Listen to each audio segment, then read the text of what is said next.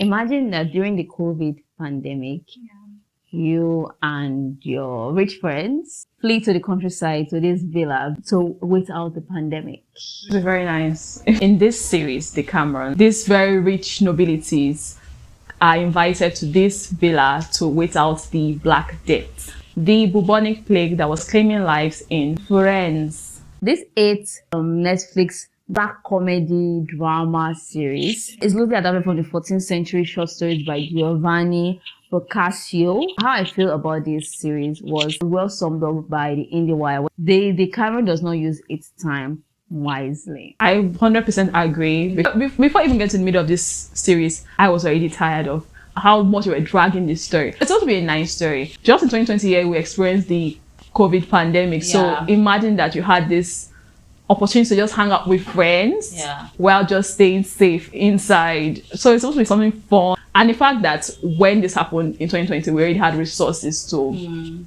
help us research about the virus. But this time when they had this plague, there was really no resource. So they were just trying. And there's, the creator of the show have said that it's like Love Island meets a lot of Flies. You read that William Gordon's book. So when you think of Lord of the Flies, think survival by all means necessary. Because most people that came to this villa, they are mostly singles. And there are a lot of drama. The drama that unfolds in this series, it actually shocked me. From where to where? First of all, these people in this villa, they're very rich. So there's these huge classes in here. And you're coming with their servants. There's this class divide, even though both of us are actually vulnerable. And you still think... the classes. Yes, and you're hoarding food and you're pushing people away. It was just silly, in my opinion. Dressing up. The first drama here is that Leonardo invited these people. Imagine you invited people to come to your house, and you, the host, you fell sick from this plague. People minding the villa do not disclose to the guests that the person come to meet here, you're thinking that here is safe, the uninfected countryside. It's actually infected because Leonardo actually died from this same plague. That's the number one drama, and he has his wife to be Pampinea. She came with her dowry. She feels very old. She's 27. So she's here to marry Leonardo. And that's the first drama. And it's just really funny. Pampinea stressed me out throughout the series. She's just this tone-deaf, rich, spoiled idiot. Yeah, she doesn't care about anybody but herself. Unless you're going to help her in some way, one way or the other. That's the only way. The fact that she actually believed her lies. She was so delusional she believed every single lie that she told and she was living it. I admire her for that. Then they love the crossing. Oh my God. Pamphilio and his wife. Then the mailman. Nefile like Dioneo. Lechiska like Dioneo. Dioneo is like this annoying F-boy in the villa. First of all, I thought he was loyal to Lechiska. Then later on, he was not jealous when Lechiska was going with Tindaro. Tindaro is disgusting. Tindaro is somebody that I think was sick a lot as a child. So they did not allow him to do a lot of things. And people did not want to play with him because they didn't want to fall sick too. So maybe now that he just saw the opportunity and this girl did not really care about him. And he just had this stupid idea and he said that every girl that talks to him or that is interested in him likes him for his money. I digress. That's one character that I love. How his character progressed. Yes, I love his development. This very weak, disgusting man that's always throwing up and very saucy. So this lover boy. You know that Lechiska and Philomena's house it started? Yeah. Where Lechiska threw Philomena over the bridge. Yeah. Didn't it remind you of all these folk tales that you heard when you were little? Yes, it did remind me of all those stories that tell us a lot that Rena's still it's still her identity or and everything. Because this person is so mean. Did you just guess that she was going to survive that? And when she fell into the water, I said, okay, I was about to come up, but she did not come up. I said, okay, that's small for. Are you sure she's dead? But I don't expect Philomena to show up at the door. Now that the plague is out there, also people out there that bandits that are trying to seize up villas, taking the opportunity of the plague. So you have to survive one way or the other because you have to be in a place where there's warmth, there's food, shelter. So now that Philomena is back, she wants to be her Philomena self again, but nobody wants to believe that such a dirty girl is Philomena. So she now has to play the role of her maid. Lechiska took her place as Philomena. Now she has to play as Lechiska so that she can survive. Yes. The layers of drama in this place. It was crazy. It was too much. Did you ever expect that twist of them being sisters?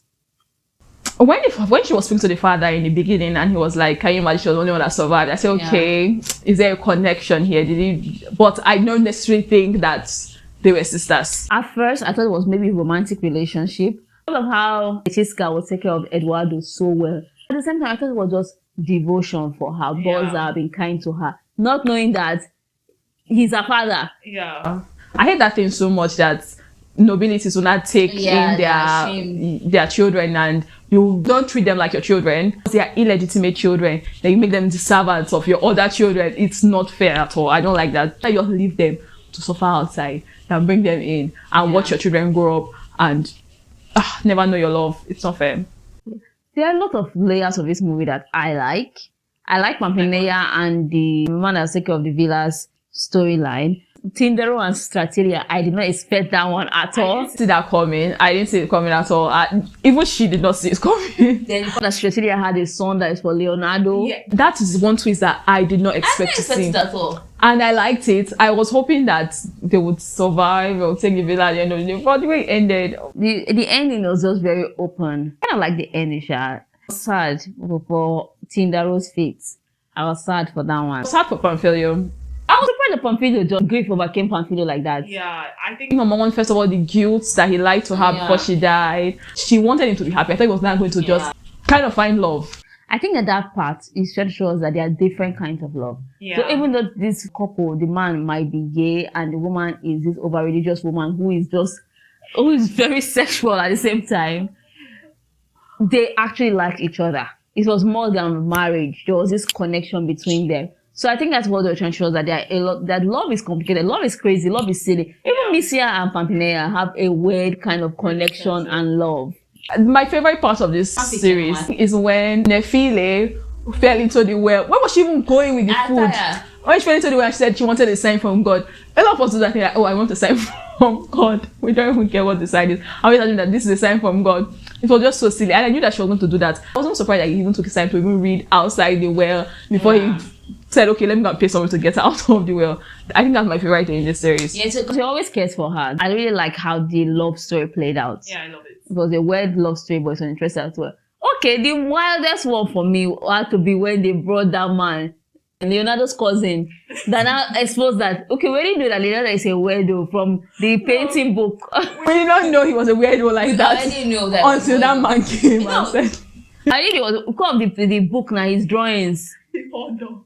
I thought the man was just exaggerating. Okay, I think I like the series because I really like when I was watching I was like, oh my god, this is so long. I don't like it. But now I'm talking about it, I really enjoy this. I think it's a good series. First of all, this woman thought that, oh, Leonardo is coming for her. Then she found that her husband is actually dead. Yeah. They did a kind of dubious marriage so that she can get the villa because she was desperate to get the villa. Everyone wants the villa, one way or the other. Yes. So she was desperate to get that villa.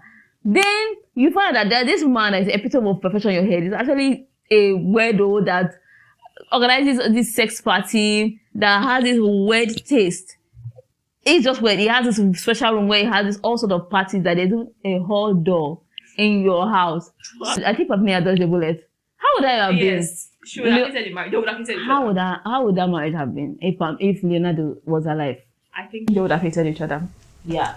This series have been met with a lot of mixed reactions. I even feel mixed about it. I'm not sure. Yeah. It's too long, but there are a lot of fun moments with it that I feel, okay, not bad. Despite the fact that it feels like a never-ending journey, I like the layers of the story. It's not a boring story at all. Just that, okay, because of the time and you know how human is right now, our attention span is just like, okay, hurry up. But it's a good story. The characters are well layered. I really like Misia. I like her, but not so much. It's not my favorite. I like Misia so much. From the way she's just devoted to her lady, the way she sings, her wig, that wig is very funny. Her hair, I liked her.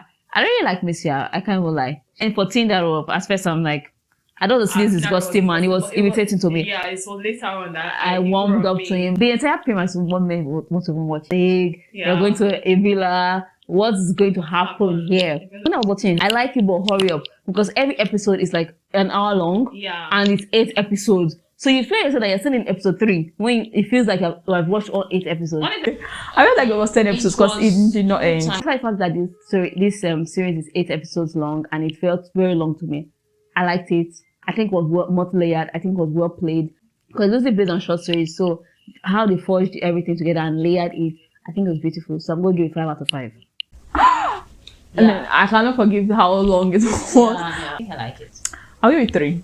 Let me just be honest with myself. Now that I'm talking about it, I think I had fun with it, but it was too long, and I don't think I'll remember it in 2 years' time. If I'm going to make a show, I think I'm going to make a show like this. I liked it. And did you notice that every person had their own accent? It was not Italian accent at all. It was not. It was not. The creator of the show said they wanted everyone to just be unique, so people see past the nationality and everything and just see the people and just enjoy the stories as diverse as they can be. Have you seen the Decameron? In the comments, we'd love to hear from you, and do not forget to like this video, share, and subscribe to We Are Binge-watching. Until next time, do take good care of yourself. Goodbye.